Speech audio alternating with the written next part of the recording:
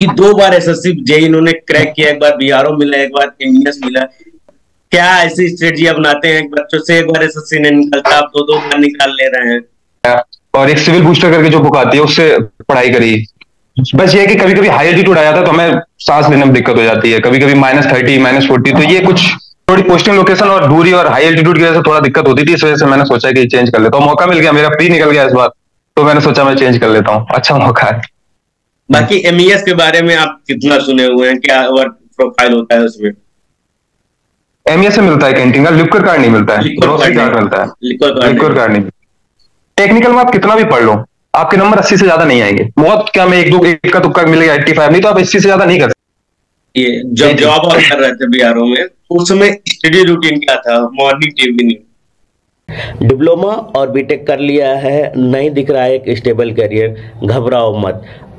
आप सिक्योर करो अपनी जॉब बनकर असिस्टेंट इंजीनियर और जूनियर इंजीनियर, चाहे वो एसएससी जेई हो, आरआरबी जेई, पीएसयू जेई या हो किसी भी स्टेट की एई जेई की वैकेंसी। अब सभी एग्जाम्स की तैयारी होगी इंडिया के टॉप एजुकेटर के साथ सबसे अफोर्डेबल प्राइस में। कोर्सेज अवेलेबल हैं, अशोका बैच और इंजीनियर्स बैच 2499 रुपए में। ये बैचेस आपको मोस्ट अफोर्डेबल रेट पर अवेलेबल है। यहाँ पर आपको एक टॉपिक को अच्छे से पढ़ाया जाएगा विद डिटेल डिस्कशन। इस बैच में आपको live lectures, mock test, star doubt classes, complete notes, doubt engine सब प्रोवाइड किया जाएगा। पीडब्ल्यू कोर्स परचेज करने के लिए डिस्क्रिप्शन में पीडब्ल्यू लिंक दिया पे क्लिक करो और कोर्स परचेज करने के लिए मेरा कूपन कोड यूज करो EG250 जो आपको स्क्रीन पर दिख रहा होगा, और आपको तुरंत मिलेगा 250 रुपए का इंस्टेंट डिस्काउंट। लिंक आपको डिस्क्रिप्शन बॉक्स और कमेंट बॉक्स में अवेलेबल मिल जाएगा।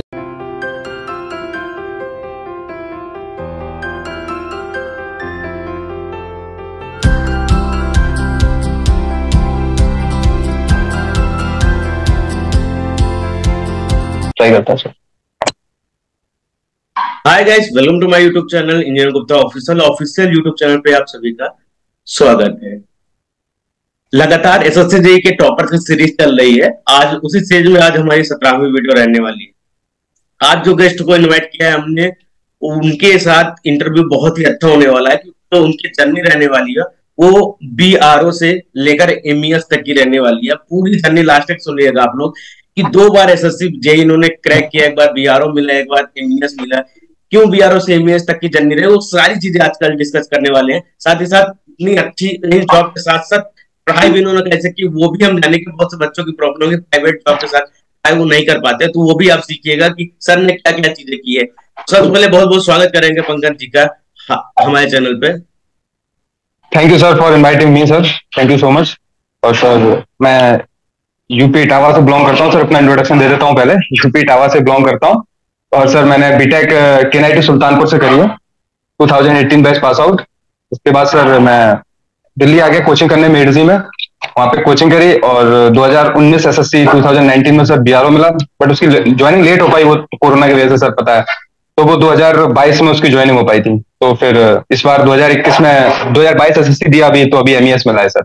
बस सर अभी तो यही इंट्रोडक्शन, आप बाकी आप सवाल पूछिए तो बताऊंगा सर। सबसे पहले हम ये जानना चाहेंगे सर, क्या ऐसी स्ट्रेटजी अपनाते हैं बच्चों से, एक बार एसएससी नहीं निकलता, आप 2-2 बार निकाल ले रहे हैं? स्ट्रेटजी सर ऐसे कुछ नहीं है, क्योंकि आपका बेसिक है सर, बेसिक अगर आपका स्ट्रांग है, और मैं तैयारी भी सर 2000 कॉलेज से ही फाइनल ईयर में थोड़ा थोड़ा कर रहा था, और फिर मेडजी में करा, और कई सारे फेलियर देखे, आरआरबी में नहीं हुआ जैसे, और एसएससी जेईई 2018 में नहीं हुआ मेरा प्री में, बट मैं उसकी मेंस की तैयारी कर ली थी। तो इससे क्या होता है ना कि सर आप जब बिल्कुल छोटे छोटे मार्क्स से, एक एक दो दो मार्क्स से रहते हैं, तो पता चल जाता है कहाँ गलती हो रही है और कैसे। और कई बार एक ही चीज पढ़ते रहते हैं तो एक लेवल आ जाता है ना एक टाइम पे कि फिर आपके एग्जाम निकलते हैं। तो मेरा 2019 में निकला, फिर और भी एग्जाम निकले, तो उससे कॉन्फिडेंस बढ़ा, फिर धीरे धीरे धीरे धीरे फिर ये होता था कि लास्ट में 4 घंटे भी पढ़ रहे हैं तो हो जा रहा है, क्योंकि वो पहले ही इतना हो चुका होता है कि लास्ट में फिर इतना ज्यादा एफर्ट मारने की जरूरत नहीं पड़ती है। तो बस यही रहा, बाकी और तो कुछ नया नहीं है। रिवीजन स्टेज एक आ जाता है तैयारी करते करते, तो तुम रिवीजन करके चाहिए, पता है कि हाँ रिवीजन, नंबर बस। हाँ रिवीजन स्ट्रेटजी, और मोस्ट इंपॉर्टेंट ये है कि मैंने किताबें ज्यादा चेंज नहीं करी सर। जैसे मैं एसएससी के लिए अगर प्रिपेयर कर रहा हूँ तो मैंने सिर्फ एसएससी प्रीवियस ईयर लगाया, और एक सिविल बूस्टर करके जो बुक आती है उससे पढ़ाई करी। तो अपनी स्ट्रेटजी चेंज नहीं करी मैंने, बार बार एक ही स्ट्रेटजी से लगा रहा, तो वो ज्यादा हेल्पफुल रही मेरे लिए लास्ट तक, कि अपनी स्ट्रेटजी अगर बार बार चेंज करेंगे, बार बार बुक्स मान लो कहीं ये लगा रहे हैं, कहीं वो लगा रहे हैं, तो उससे मुझे लगता है थोड़ा दिक्कत आती है कि तो बार बार पढ़ने से ना चीजें क्लियर होती रहती है। तो ये एक स्ट्रेटजी है जो मुझे लगता है कि अच्छी रही मेरे लिए। तो सबसे पहले हम थोड़ा आपकी पुरानी जर्नी जानेंगे कि तो 2019 में बीआरओ आपको मिला, तो बीआरओ का लगभग 10 से 12 महीने का एक्सपीरियंस है आपका, तो उसकी जॉब लोकेशन, जॉब क्या, किस प्रकार का है, जॉब प्रोफाइल क्या है, और वर्कलोड कितना होता है, पढ़ाई के लिए कितना टाइम मिल जाता है, और आपने उस टाइम को कैसे मैनेज किया, ये सारी चीजें जानना चाहेंगे। जी सर। तो सर बीआरओ मैं जैसा कि बताया, मैं 2022 मई में ट्रेनिंग करने गया था, तो 2 महीने ट्रेनिंग पुणे में करी। तो जुलाई में मैंने ज्वाइन किया। तो मेरी जो आरसीसी थी वो इधर लेह में थी। पदम पदम एक डिस्ट्रिक्ट पड़ता है, कारगिल डिस्ट्रिक्ट के अंदर ही आता है पदम। तो वहां पे थी। तो वर्क प्रोफाइल तो ऐसा न्यू कमर्स को इतना टफ नहीं देते हैं वो वर्क। आपको ऑफिस में अटैच कर देंगे, आपको डेट में अटैच कर देंगे, वो भी आपको चार्ज इतना ज्यादा नहीं देंगे, बहुत ही नॉर्मल चार्ज देते हैं। और बाकी यह है कि वहां पे बहुत ज्यादा, जैसे सीजन चल रहा है, जैसे इस टाइम अभी गर्मी है तो सीजन चल रहा है, तो उस पर भी आपको टाइम 2 से 3 घंटे निकल सकते हैं आराम से। और बहुत ही अच्छा एटमोसफियर है पढ़ाई के लिए, बहुत शांति है वहां पे। कोई भी लोकेशन आपको बीआरओ मिल रही है, जैसे नॉर्थ ईस्ट मिल रही है, तो माहौल बहुत अच्छा है, क्लाइमेट बहुत अच्छा है। और बाकी बस ये है कि कभी कभी हाई एल्टीट्यूड आ जाता है तो हमें सांस लेने में दिक्कत हो जाती है, कभी कभी -30 -40, तो ये कुछ कह सकता हूँ ड्रॉबैक है बीआरओ के। और जब -30 -40 होता है तो फिर समझ सकते हो आप कैसे प्रॉब्लम हो जाती होगी। और बस सर, और बाकी तैयारी सर 3 से 4 घंटे आप कहीं भी निकाल सकते हैं। मेरा मानना ये है कि आप कितना भी बिजी रहे, 3 से 4 घंटे आप निकाल सकते हैं कहीं भी तैयारी के लिए। और 3 से 4 घंटे मैं सकता हूँ सफिशियंट है सर प्री के लिए, अगर आप कंटिन्यूस करते रहते, बीच में ब्रेक नहीं करते अपनी स्टडी। मतलब ऐसा होता है ना कि कई बार हम 4 दिन हमने अच्छे से पढ़ा, फिर 3 दिन हमने गो गैप कर दिया, तो वो ठीक नहीं है सर। कंटिन्यूस अगर आप 3 से 4 घंटे पढ़ रहे हो, जैसे मेरे ऐसे बंदे के लिए जो 2018-19 से ये तैयारी कर रहा है, तो मेरे लिए सर वो सफिशियंट था। 3 से 4 घंटे पढ़ना मोर देन सफिशियंट था सर वो। तो जॉब प्रोफाइल में रोड वर्क मिलता था आपको या बिल्डिंग वर्क मिलता था हाँ, अधिकतर? बिल्डिंग वर्क तो सर बीआरओ में ऐसा कुछ नहीं है। रोड वर्क था, मेरा जो काम था वो मेंटेनेंस का था। तो कहीं कहीं इसमें कई सारे काम होते हैं, जैसे फॉर्मेशन है, आपको पहाड़ की कटिंग होती है, जो माउंटेन कटिंग होती है, कहीं फॉर्मेशन डल रही है, कहीं बीटी बिटुमिनस डल रहा होता है। तो मेरा काम था, वो रोड बन चुकी थी जहां मेरा काम, जहां मेरी पोस्टिंग हुई थी डेट पे, तो वहां पे मेंटेनेंस का काम था, तो मैं मेंटेनेंस देख रहा था। और मेरे फ्रेंड्स तो जो मेरे साथ गए थे, किसी को कटिंग का काम मिला हुआ था तो वो पहाड़ कटवाता था, किसी को फॉर्मेशन का काम मिला हुआ था, वो सब ग्रेड फॉर्मेट कर रहा था, कोई बीटी करवा रहा था। तो सबका काम अलग अलग होता है, वो डिपेंड करता है आपके ऑफिसर के ऊपर, वो आपको कौन सा काम देता है। तो जो भी काम था मैनेजेबल था, आपसे मैनेज हो जाता था और सही लगता था वहां पर। बट थोड़ी पोस्टिंग लोकेशन और दूरी और हाई एल्टीट्यूड की वजह से थोड़ा दिक्कत होती थी, इस वजह से मैंने सोचा कि चेंज कर लेता हूँ। मौका मिल गया, मेरा प्री निकल गया इस बार, तो मैंने सोचा मैं चेंज कर लेता हूँ, अच्छा मौका है। तो जैसे बीआरओ में ज्वाइनिंग, बीआरओ गवर्नमेंट जॉब है, एक ड्रीम होता है एक लड़के का कि मुझे हम्म। एक जॉब, गवर्नमेंट जॉब मिल जाए। बट बीआरओ में आने के बाद कैसे तैयारी के लिए आपने मन बनाया, कि शुरू से ही आपने मन बना लिया था कि कुछ दिन वर्क करने के बाद लगा कि नहीं मुझे एमईएस में जाना चाहिए? ऐसा हुआ कि सर जब मैं ट्रेनिंग पे गया, तो ट्रेनिंग में ही सर मन बना लिया था, और भी हमारे साथ के थे कि यहाँ से निकलना है। तो ट्रेनिंग में ही मन बना लिया था, और वहीं से थोड़ी थोड़ी तैयारी स्टार्ट। ट्रेनिंग में तो इतनी टाइम नहीं मिलता तैयारी करने का, बट जब हम पोस्टिंग गए तो वहां पे थोड़ा थोड़ा तैयारी करते रहे। फिर जब वैकेंसी इतनी ज्यादा आ गई, सबसे ज्यादा प्लस मैं कहूंगा मोटिवेशन जो मिला वो वैकेंसी से मिला, कि वैकेंसी थोड़ी ज्यादा ही, तो एक होप जगी कि यार कर सकते हैं, इस बार वैकेंसी भी अच्छी आई है। तो उससे क्या हुआ कि प्री की तैयारी करी, छुट्टी लेके आ गया था मैं, थोड़ी यूएल पे था प्री के लिए। तो यूएल मतलब एक्स्ट्रा ऑर्डिनरी लीव जो है वो समझ जाएंगे, मतलब उसमें अनपेड लीव होती है, उसमें सैलरी आपकी बंद हो जाती है आफ्टर 2 मंथ। तो मैं वो 2 महीने के लिए आया था प्री के लिए। तो प्री की तैयारी करता रहा, प्री निकल गया, तो फिर एक और मोटिवेशन आया, यार वैकेंसी अच्छी है, मेंस निकाल लेते हैं। तो फिर सर मेंस आ गया, बस यही सर मोटिवेशन रहा। बाकी बीआरओ में जाते ही सर सोच लिया था कि बीआरओ से निकलना है, यहाँ हो नहीं पाएगा सर मुझसे। मतलब मेरे जैसे बंदे के लिए जो फैमिली लवर है, और सर ज्यादा दूर पूरी जिंदगी में बॉर्डर पे नहीं रह सकता सर। तो मेरा पर्सनल है, बाकी सबका अलग है, किसी को अच्छी भी लगी वहां पे, मेरे साथ के लोग तो उन्हें अच्छा भी लगा वहां पे, काफी लोग वहां पे सेटिस्फाइड भी हैं। तो अच्छा है सर, सबका इंडिविजुअल है सर, कौन कैसे रह सकता है सर। मेरे लिए सर नहीं था, तो मैं इधर आ गया फिर। फैमिली वालों के लिए तो दिक्कत है, क्योंकि उनको फैमिली से आना जाना अटैचमेंट ज्यादा लगा हुआ है, उनको तो दिक्कत है। बाकी हमारे और भी फिर दोस्त सबसे हैं। जो जो सबसे सर एक बात और है कि मेरी जो पहली पोस्टिंग हार्ड एरिया में आ गई सर, पहली पोस्टिंग हाई एल्टीट्यूड और बहुत ही हार्ड एरिया, जिस बीआरओ में जो सबसे हार्ड साइट्स जो होती है ना, जो हार्ड आरसीसीज होती है, उसमें मेरी आ गई। तो मेरा और वहां से थोड़ा मन थोड़ा सा अलग हो गया कि यार अब यहाँ से निकलना है। तो वही हुआ सर। फिर वैकेंसी भी आ गई, और करते करते निकल गया सर, फाइनली भगवान ने सुन ली। चलिए, भगवान ने आपकी मेहनत की तो भगवान ने सुन ली। बाकी एमईएस के बारे में आप कितना सुने हुए हैं, क्या वर्क प्रोफाइल होता है उसमें? एमईएस में सर मेरे फ्रेंड्स हैं सर, जब मैं ट्रेनिंग कर रहा था पिछली बार, तो उसमें 2020 की जो वैकेंसी एसएससी की आई थी, उसके थ्रू मेरे 2-3 फ्रेंड्स ट्रेनिंग के दौरान ही उनका एमईएस में हुआ था, तो उनसे बात होती रहती है। एंड एमईएस में सर, बीआरओ में सर बेसिक डिफरेंस ये है कि बीआरओ में आप बॉर्डर पे रहेंगे हमेशा, मोस्टली मोस्टली और of your service in border. But MES में ये है कि सर कैंट एरिया में रहेंगे आप, अच्छे सिटी में रहेंगे, और फैमिली के साथ रह सकते हैं। सबसे मोस्ट इंपॉर्टेंट जो मेरे लिए था ये कि फैमिली के साथ आप वहां पे रह सकते हैं एमईएस में, और आपकी पोस्टिंग लोकेशन भी मोस्टली अच्छी जगह ही होती है। तो ये एक एमईएस में है बेसिक डिफरेंस है, बट सैलरी बीआरओ की ज्यादा होगी। अलाउंस शायद ज्यादा मिलते हैं बीआरओ में। हाँ हाँ, बीआरओ में काफी ज्यादा अलाउंसेस होते हैं। जैसे आपका हार्ड एरिया अलाउंस होता है, एक हाई एल्टीट्यूड अलाउंस होता है, और ऐसे स्पेशल ड्यूटी अलाउंस होता है। जो अलाउंसेस मिलकर 12 से 15 हजार के बीच में वेरी करते रहते हैं। फिर आपकी जैसे जैसे सर्विस बढ़ती है ना, तो वो अलाउंसेस भी बढ़ते रहते हैं। तो बीआरओ में सैलरी बहुत अच्छी है, प्लस बीआरओ में जो और भी फैसिलिटीज है, जैसे कैंटीन कार्ड है, सीएचडी कार्ड है, आपका all India toll tax free है, तो सुविधाएं भी बीआरओ में काफी है। ये है, आप बीआरओ में, तो मैं ये कह सकता हूँ कि अगर आपको फैमिली और ये सब नहीं देखना है, तो बीआरओ में तो बेस्ट है, बेस्ट है फिर बीआरओ उसके लिए। मस्त मलंग टाइप बनो तो बेस्ट है। एमईएस में तो कैंटीन कार्ड नहीं मिलता है। एमईएस से मिलता है कैंटीन का, लिक्विड कार्ड नहीं मिलता है, लिक्विड ग्रोसरी कार्ड कार्ड नहीं, मिलता है, लिक्विड कार्ड लिक्विड नहीं। कार्ड नहीं। हाँ हाँ, जी सर। तो हम थोड़ा स्कोरिंग पे आ जाते हैं। जो आपकी 2022 जी की स्कोरिंग थी प्री की, उसमें कितना स्कोर किया आपने? जी सर, प्री में सर मेरा स्कोर था 128, जिसमें सर रीजनिंग में 46 मार्क था, और टेक्निकल में 74-75 में एग्जैक्टली रिकॉल नहीं कर पाऊँ, 74-75 ही ऐसी कुछ था, और जीएस में सर मेरा 12 मार्क्स था। तो आफ्टर नॉर्मलाइजेशन सर मेरा कम हो गया, 2-3 मार्क्स कम हो गया था। वैसे मेरा 130 कुछ बन रहा था, फिर 128 पे आ गया था मैं। तो प्री का सर इतना ही मार्क्स था, और जीएस में सर मेरा कभी आया ही नहीं ज्यादा। मैं 15 से ज्यादा सोचता ही नहीं था कभी, मैं 15 से ज्यादा ला भी सकता हूँ। बाकी मैंने पढ़ी थी, थोड़ा बहुत बेसिक पढ़ा था, पॉलिटी वॉलिटी, बट मुझे लगता नहीं था मैं इससे ज्यादा ला पाऊंगा, ला भी नहीं पाया मैं। बट रीजनिंग पे मेरा फोकस था कि रीजनिंग पे मुझे करना है 45 प्लस, मतलब टारगेट मेरा 45 प्लस रीजनिंग। जबकि रीजनिंग जो है, जब मैं आपको बताऊं कि 2018 के बाद से 2018 के बाद से जो एसएससी पेपर करा रहा है ना, वो रीजनिंग उसने लेवल बहुत बढ़ा दिया है। पहले इजीली आप 45-50 नंबर ले आ रहे थे, आप पुराने बच्चों से पूछेंगे स्टूडेंट से, वो आराम से 48-49 नंबर रीजनिंग में ला रहे थे। लेकिन 2018 से जो पैटर्न चेंज किया रीजनिंग का, उसमें 40 प्लस लाना थोड़ा ट्रिकी हो जा रहा है। और मैं समझता हूँ कि अगर आपको प्री निकालना है एसएससी का, तो आपको रीजनिंग पे ही फोकस करना है।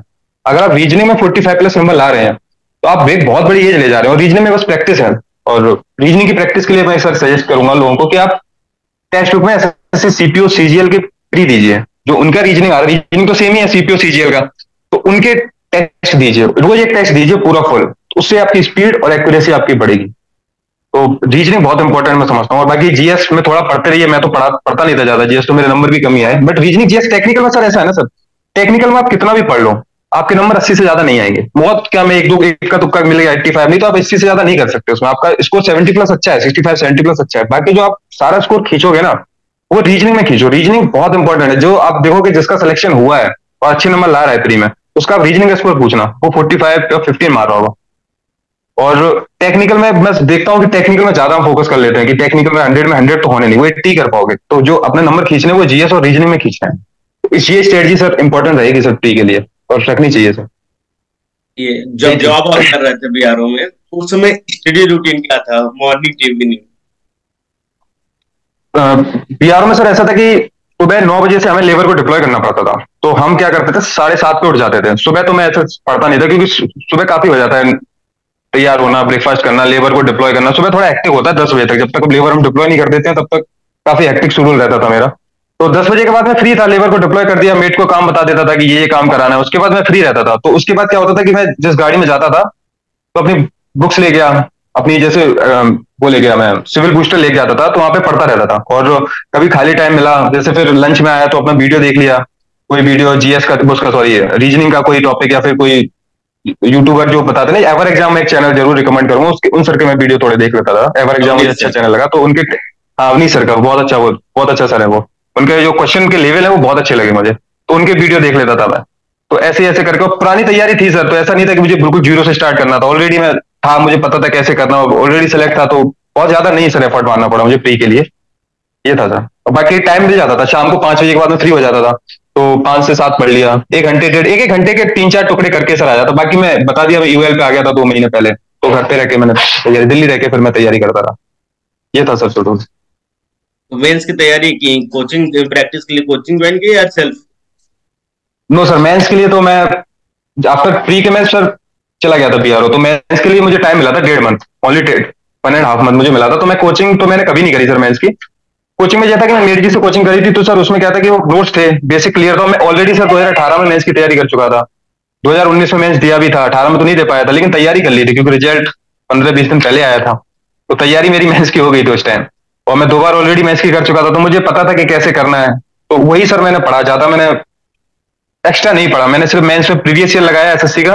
और ईएससी भी मैं देखता हूँ सब कुछ नहीं लगाना ईएससी में। मैं 4 सब्जेक्ट रिकमेंड करूंगा सर, आरसीसी, सॉइल, आप इरिगेशन लगा सकते हैं, और एफएम।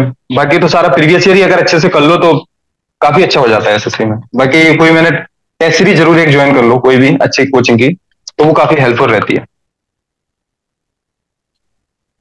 जो बच्चे अभी तैयारी करने के लिए आए हुए हैं, दो जी प्रकार सर। के क्वेश्चन है। पहला ये बच्चों के लिए है जो एकदम फ्रेशर है, उनको क्या रिकमेंड करेंगे कि किस प्रकार से अभी तैयारी करें वो 4 महीने में एग्जाम है? जी सर, अगर 4 महीने में एग्जाम, तो सबसे पहले तो आप सारे सब्जेक्ट, सबसे पहले तो आप सिलेबस देखिए कि सिलेबस क्या है क्या, और ये उसके प्रीवियस ईयर आप एक बार जरूर लगाएं। एक बार प्रीवियस ईयर लगाने से आपको आइडिया लग जाएगा कि पूछ क्या रहा है, और उसमें जो ट्रेंड है एसएससी का वो लगातार चेंज हो रहा है। मैं देख रहा हूँ कि हर साल वो कुछ ना कुछ चेंज कर देता है। जैसे इस साल पहले क्या होता था, इरिगेशन कम पूछ रहा है, इस बार इरिगेशन ज्यादा पूछ लेगा, कभी कुछ भी पूछ लेता। तो आप पहले जो सिलेबस है उसे पूरा कंप्लीट करिए, और प्रीवियस ईयर मोस्ट लगाइए, सबसे ज्यादा इंपॉर्टेंट प्रीवियस ईयर, और एक टेस्ट सीरीज ज्वाइन करिए, और सिविल बूस्टर जो बुक है वो मस्ट पढ़नी है, उससे बहुत हेल्प मिलेगी। और उसी की प्रैक्टिस करते रहो, बार बार बार बार फोकस करो। रीजनिंग जीएस में आपको अच्छा करना है। रीजनिंग जीएस में अगर आप 70 मार्क्स ला रहे हो, वो तो दोनों मिला के, तो मोर देन एनफ है। और अगर आप ज्यादा कट ऑफ ही कहाँ जा रही सर, 2018 के बाद कट ऑफ कम भी हो रही है। अगर 120 नंबर, 130 नंबर, बस कोशिश करोगे 130 प्लस नंबर आए आपके, क्योंकि वो मेंस के लिए फिर आपका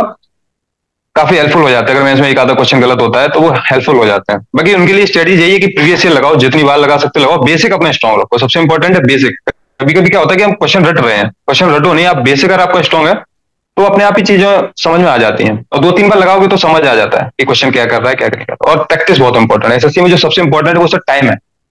आपको 2 घंटे में 200 क्वेश्चन करने हैं, तो वो सबसे ज्यादा इंपॉर्टेंट है कि आप टाइम कैसे मैनेज कर रहे हैं। आप रीजनिंग में मैक्सिमम 35-40 मिनट दीजिए, 5-10 मिनट जीएस में लगा दीजिए, तो फिर मतलब ओवरऑल आप टेक्निकल में 1 घंटे, तो मिनिमम 1 घंटे 10 मिनट रखिए, क्योंकि टेक्निकल में कभी कभी क्या होता है, न्यूमेरिकल ज्यादा पूछ लेता है, तो उसमें टाइम लग जाता है। और मैं जब 2019 में सर एसएससी दिया था, तो 30 अक्टूबर की मेरी इवनिंग शिफ्ट थी, वो अभी तक की सबसे हार्ड शिफ्ट थी। तो उसमें न्यूमेरिकल पूछ रखे थे, क्वेश्चन पढ़ने में 1-1 मिनट लग रहा था, तो अटेम्प्ट भी उसमें ज्यादा नहीं हो पाया था, बट नॉर्मलाइजेशन अच्छा हुआ था। तो प्रिपरेशन अपनी हर तरीके से करनी है कि क्वेश्चन पेपर कैसा भी हो सकता है, उस हिसाब से सर करना है। बेसिक अपने स्ट्रॉन्ग रखने में मोस्ट इंपॉर्टेंट यही है। जी सर। अब आते हैं जो जॉब कर रहे हैं, चाहे वो गवर्नमेंट जॉब हो जैसे बीआरओ हो या एमईएस हो, जिनको सीपीडब्ल्यूडी चाहिए, या कोई प्राइवेट जॉब कर रहा है या घर में दुकान वगैरह चला रहा है, उनके लिए तैयारी के लिए बहुत सारे बहाने बन जाते हैं। फिर वो कहते हैं सर तैयारी नहीं हो पाती, तो उनके लिए क्या मैसेज रहेगा, क्योंकि आप आइडल हैं उनके लिए? सर ऐसा है कि जॉब के साथ तैयारी करना सबसे इंपॉर्टेंट तो सर है कि सेल्फ मोटिवेशन होना चाहिए कि ये करना है तो करना है। जैसे मेरा एक फ्रेंड है जो मैंने अभी एयर 1 जो इस बार है, मोतीलाल, वो मेरा फ्रेंड है सर। हम लोग एक ही साथ बीआरओ में, वो भी था, वो भी मेरे साथ ट्रेनिंग किया, और हम लोग एक ही जगह थे। तो उसके यहाँ वो रिजाइन उसका हो गया था जल्दी, बट वो वहां पे दुकान चलाता था अपनी। तो उसने दुकान चलाते चलाते सर तैयारी करी। उसकी फैमिली बैकग्राउंड उतना अच्छा नहीं था, वो दुकान चलाता था किराने की, तो उसने वहां से लेकर तैयारी करी। और अब मैं समझता हूँ कि सर जब आप जॉब कर रहे हो तो स्टार्टिंग आप, मैंने देखा है कि मोस्टली लोग क्या करते हैं सर, कॉलेज के बाद कोचिंग करते हैं। जब उनका नहीं हो पाता 2-3 साल, फिर वो प्रेफर करते हैं जॉब करना। मतलब मोस्टली केसेस की मैं बात कर रहा हूँ। तो आपने 2-3 साल में कुछ तो पढ़ा ही है, आपके नोट्स होंगे, आपके शॉर्ट नोट्स होंगे, वो तो आपने पढ़ा है। तो आपको जीरो से स्टार्ट नहीं करना है। अगर आप जॉब कर रहे हैं मतलब आप पढ़ के गए हैं, बेसिक आपकी क्लियर है, 2-3 साल अपने मेहनत करिए, तो आपके स्टेट तो आपको नहीं सिर्फ ट्यून करना है सर। उसके लिए 3-4 घंटे मोर देन सफिशिएंट। और कोई भी जॉब हो सर, वो 3-4 घंटे तो निकल ही आते हैं सर। वो फिर अपने ऊपर है कि आप कैसे टाइम को यूटिलाइज कर रहे हैं। बहाने मारने को तो सर बहाने तो आ ही जाते हैं, बट आप 2-3 घंटे मोर देन सफिशिएंट हो जाते हैं सर। फिर जब पेपर पास आ रहा है तो थोड़ा थोड़ा बढ़ा दीजिए टाइम, थोड़ा छुट्टी ले लीजिए, कुछ ना कुछ तो सेक्रीफाइस करना ही पड़ेगा सर, कहीं ना कहीं। ये है सर। जब आपका रिजल्ट आया कि आपका इस बार एमईएस में हो गया, तो घर में सबसे पहले किसे बताया आपने? तो मैं घर पे ही था उस टाइम। तो जब रिजल्ट आया तो मेरे भाई ने एक्चुअली बताया मुझे, छोटा भाई है वो, तो उसने, वो ट्रेनिंग कर रहा है इस टाइम, तो उस सीआईएसएफ में है वो। तो उसने मुझे बताया, फोन किया कि मुझे, तो मैंने रिजल्ट गलत चेक कर लिया था सबसे पहले। तो इतना फनी मोमेंट हुआ, मैंने गलत रिजल्ट चेक कर लिया। मतलब पंखा ज्यादा था, तो उसमें बड़ा होता है ना फादर नेम फिर डेट ऑफ बर्थ, तो वो आई था मेरे नाम के आगे जो पोस्ट कोड होता है, तो मैंने नीचे वाला देख लिया ये, तो मुझे लगा मुझे बीआरओ मिल गया फिर से। मैंने तो बीआरओ मिल गया, तो क्योंकि मैं रिजाइन कर दिया था बीआरओ में, यहाँ पे रिजल्ट से पहले मैं रिजाइन कर चुका था। तो फिर मैंने सोचा कि अगर कुछ नहीं हुआ गलती से, तो फिर मैंने बीआरओ चॉइस भरी इस बार भी। तो बीआरओ मिल गया फिर से। फिर छोटे भाई ने फोन किया कि नहीं नहीं आपका आई हुआ है, तो फिर मैंने 3-4 बार चेक किया, मैंने कहा अच्छा आई हुआ, फिर सेटिस्फाइड को चलो वहां से निकला मैं। बहुत अच्छे खुशी की बात थी। फिर मम्मी थी मेरे साथ में, पापा नहीं थे उस टाइम साथ में, तो काफी अच्छा माहौल था सर घर में। गुप्ता जी की वीडियोज कब से देख रहे हैं आप? सर आपकी वीडियो मैं देख रहा हूँ 2019 जब मेंस का दे रहा था, तब आपके मैंने वीडियो देखे जो आपने 2018 के टॉपर्स के लिए थे, तो वहां से मैंने आपके वीडियो सर देखे थे, तब से मैं आपको जानता हूँ सर। उस बार और आपने अच्छा है सर काफी। मैसेज नहीं किया कि क्या गुप्ता सर? जी इंटरव्यू ले लीजिए? अरे सर तो ऐसा कुछ था ही नहीं, मैं शो तो शायद नहीं करना चाह रहा था, क्योंकि इतना बड़ा मैंने कोई काम तो नहीं कर लिया सर। बस ठीक है, ये काम सर पहले हो जाता तो बहुत अच्छा लगता। अब तो सर ये हुआ कि अब हो गया 3-4 साल तैयार करने वाली। अगर जरूर आपको मैसेज करता 19 में ही कुछ अच्छा कर ले, 18 में हो जाता तो करता। अभी तो सर ठीक है, नॉर्मली लगता है सर। अब इतना ज्यादा भोकाल करने का मन नहीं करता। नहीं तो फिर भी बीआरओ से जॉब करते समय बीआरओ से एमईएस निकालना थोड़ा सा स्ट्रगल तो होता ही है, क्योंकि पैसे आने के बाद हाँ पढ़ाई वो में मन नहीं लगता है। जी। बट सर मैं यूएल ही रहा मैक्सिमम टाइम, मेरा यूएल पे कट गया था, तो ठीक ही था। बट अब लगता नहीं है सर, ठीक है, नॉर्मली लगता है। अब ये सब भोकाल वोकाल सर अब खत्म हो गया जिंदगी सब। तो अब तो लगता है बस ठीक है, जो भी है मिल रहा है ठीक है। क्योंकि जैसे नई एज में जैसे बीटेक 2018 में पास करी, तो 2019 में कुछ फोड़ देते तो अच्छा लगता, तो भोकाल मारने में अच्छा लगता। तो लगता है कि ठीक है, कुछ नहीं कर लिया, ठीक है, नॉर्मल है। कर लिया जो हो गया, नॉर्मल हो गया। नहीं तो जी ये सर। उनसे पूछिए जो 2017-18 से बीटेक कर लिए हैं, 2023 तक में जॉब नहीं लगी है, ये वो हाँ तो बताएंगे। ये हो सकता है सर, इसके बारे में कमेंट नहीं करूंगा। करे हो जाएगा, बस ये कि लगे रहो। एक मैं अपने फ्रेंड की सर स्टोरी जरूर शेयर करना चाहूँ। मेरा एक फ्रेंड था, मेरे साथ ही कॉलेज में रहा। 2018 में प्री नहीं निकला उसका, 2019 में उसका प्री निकला बट मेंस नहीं निकला, 2020 में भी मेंस उसका नहीं निकला। इस बार उसे सीपीडब्ल्यूडी मिला। तो सर देखो उसकी स्ट्रगल जर्नी देखो सर, और कोई भी एग्जाम उसका सिंगल नहीं निकला अभी तक। मतलब प्री निकलता था उसका, मेंस नहीं निकाल पाता था। और एसएससी 2018 से दे रहा है वो, 18, 19, 20, इसका फोर्थ अटेम्प्ट था उसका, और सीपीडब्ल्यूडी मिला उसे। तो सर स्ट्रगल है सर, करते लगे रहो, डिमोटिवेट मत हो, तो पक्का मिलना है सर, ये तो कंफर्म है कि सर मिलना है। मेरे साथ का पढ़ा, वो मेरा फ्रेंड है सर। मैं अपने फ्रेंड की जर्नी बताऊं, 2016, 17, 18, 19, 20, 22 6 मेंस दिए हैं, मेंस नहीं क्लियर हुआ। ये होता है सर, थोड़ा लक फैक्टर भी होता है इस बार, तो पूरा लक। लक काफी इंपॉर्टेंट हो जाता है सर कभी। मेंस में तो हो जाता है, कॉपी कैसे भी चेक हो जाए, कुछ नहीं कह सकते, लक है। बाकी मेहनत करो सर, स्ट्रगल करो, लगते लगे रहो, बस चीजें छोड़ो मत। मेरा मानना तो ऐसी चीजें छोड़नी नहीं चाहिए कभी भी। लगे रहो, भले ही कम लोगों, लेकिन रेगुलर करते रहो, माइंड में चलनी चाहिए क्या करना है क्या ना। तो एक टाइम के बाद हो जाता है सर। मैंने देखा कि जो लगा रहा सर, ऐसा नहीं लगा कि हाँ 4-5 साल तैयारी करके मैक्सिमम और उसका कहीं नहीं हुआ, कहीं ना कहीं हो ही जाता है, कंफर्म हो जाता है। बस अच्छे मन से लगे रहो तो हो जाता है। चलिए पंकज जी, बहुत अच्छा लगा आपके साथ इंटरव्यू करके। थोड़ा सा बीआरओ का एक्सपीरियंस हमें भी जानने को मिला, साथ ही साथ बच्चों को भी जानने को मिला होगा हाई एल्टीट्यूड अलाउंस क्या होता है, उसके बाद रिक्स अलाउंस भी मिलते हैं। तो बीआरओ में भी जाने में सैलरी बहुत अच्छी खासी मिल जाती है। और जो बच्चे देख रहे हैं, मैं बिहार एक में कोई बार बता खर्चा। दूं आप लोगों को कि बीआरओ में सैलरी मिलती है, लेकिन खर्चा करने के लिए मॉल वगैरह जाने की जरूरत नहीं पड़ती है, तो पूरा पैसा आपके अकाउंट में पड़ा रहता है। एमईएस में आप जाएंगे तो एमईएस में आपकी सैलरी पूरी उड़ जाती है, क्योंकि फैमिली के साथ रहेंगे, फैमिली में पूरी पैसा चला जाता है। हम्म। तो मोटा पैसा ये तो है छाप सर। के रखना है कि 10 साल नौकरी करने के बाद मैं विदेश घूमने जाऊं, बीआरओ जरूर ज्वाइन कर ले। हाँ बिल्कुल, बिहार में पैसा बहुत है, नंबर 1 का। ठीक है सर। बाकी बहुत सारी फैसिलिटीज भी मिलती रहती है। बहुत अच्छा लगा पंकज जी, धन्यवाद। आप हमारे चैनल पे आए, थैंक इस यू सर, समय को थैंक यू। आपने गाइड किया, अपनी जर्नी शेयर की। Thank you. Thank you so much.